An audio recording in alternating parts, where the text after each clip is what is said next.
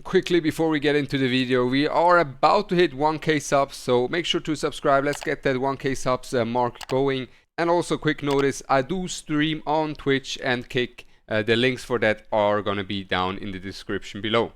So today the time for a Rahu guide has finally come. I've built mine up. Today I'm gonna go into the builds, into when you want to draft him, his strengths, his weaknesses, and then we also go over an example match as well where you see him perform and see him in action. So in terms of the build, I think Artisan and Bramble with Bloodbath is just very strong. Of course with Coloss Guard on top of it would be even better. But the Bramble is just super good on him because it makes him super tanky. What do I mean by that? Well, if you don't run Bramble on your Rahu, your opponent is just gonna be able to gun him down with all they've got. But if you have Bramble on him and your opponent attacks your Rahu and he gets counter-attacked into the Death Break and Rahu goes right after, or he gets a dual attack after, his damage is gonna be nuts. Because the Rahu damage from his S1 is one of the highest consistent damage outputs you have. And Rahu, in a tank versus tank, in a slow match where there's a lot of supporters and not a lot of damage, Rahu usually comes out on top. And many people also tend to pre-ban him in the higher ranks for slow players. So in terms of the build, I have a crit rate, crit damage and defense bonus, just to get as much damage out of him as possible, together with the Artisan.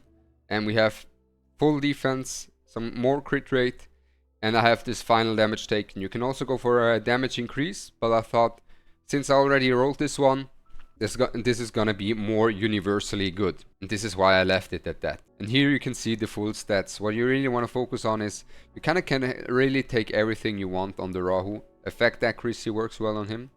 Crit rate for sure, some crit damage, and defense of course. Now in terms of when you want to draft him and the Latize investment, let's go into that as well.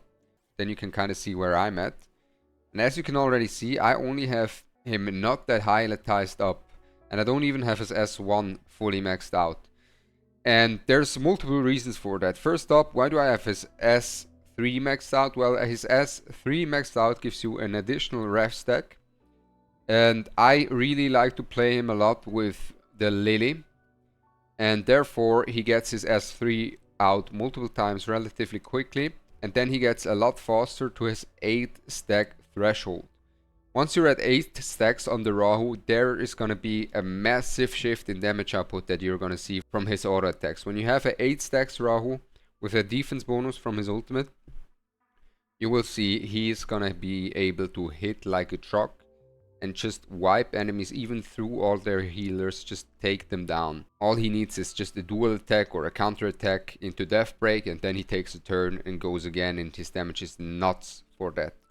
Now you really want to have this maxed out as well, because then you have a higher chance of Death Breaking, and also it is kinda his main damage output is gonna be his normal attacks. Then in terms of the passive here, possibly, if you could also max it out, because it will give you more defense and it will give you a faster way to this 8 stack threshold.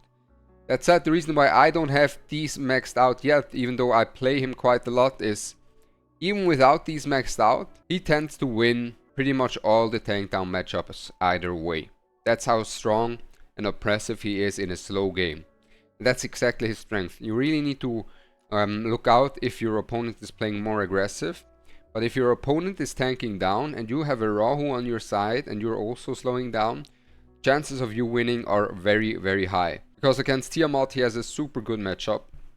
Not only being able to counterattack into the Tiamat when she AoEs, and therefore afterwards follow it up with a big nuke damage from his own basic attack, which will lower her HP bar by a large margin, and therefore lower her damage output by a large margin as well. And he can just go and go. And against Tiamat he's super solid. Also against Makato he wins. He wins against most of the Bruisers in the game. So even against Holden he can play.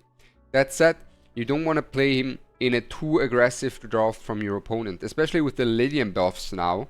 Lilium has quite a decent matchup into the Rahu now.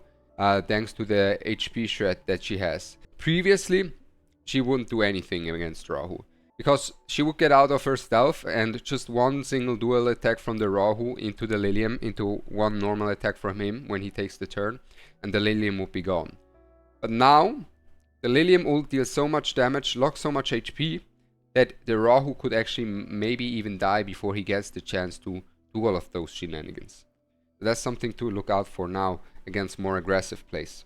So that about the draft until it ties. For a really well invested Rahu, you really want his S1 maxed, possibly even his S2 as well. His S3 is not that important if you don't play him a lot with a Lily, because then he can cycle his ult, or with a Doki Doki, then he can cycle his ult a lot faster, and the ult damage matters more, and especially the number of stacks that you get here matter more than. But this is also valuable. Once you have that, and once you have him built with a counter set, you can run him in a game. So let's go into a replay. So here, as you can see, these are exactly the kind of matchups you want to put him in, right? You have your opponent tanking down with a Tiamat, and you have the Rahu in there. Same as here, your opponent is trying to play a slow game, and you speed it up with the Rahu, with the Yeli. Here again, just the Rahu ban protected after I saw his Tiamat. Let's go into a single DPS Rahu, and just to show you guys how much damage the lad can do. As you're already seeing here on this match history, I really like to play Rahu a lot.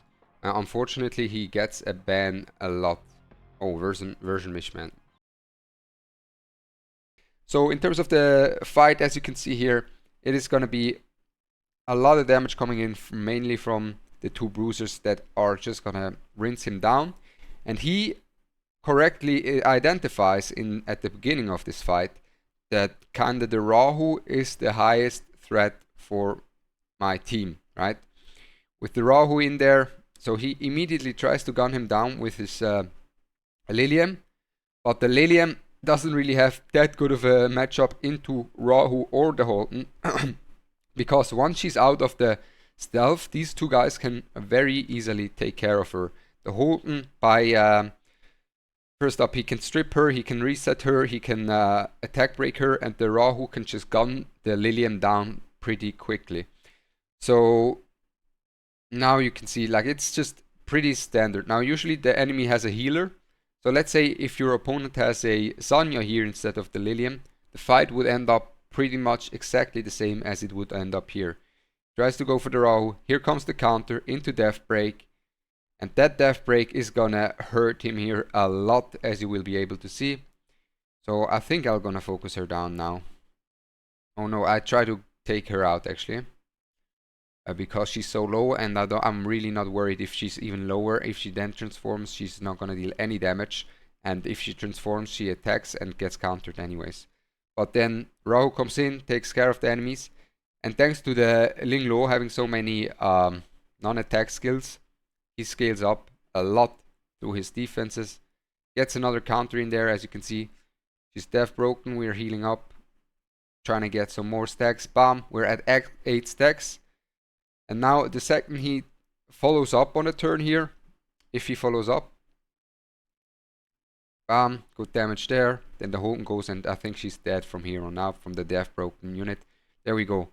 And the Holton and the Rahu also work very well together, right? They work very well together in a way that both of them... okay, the game crashed.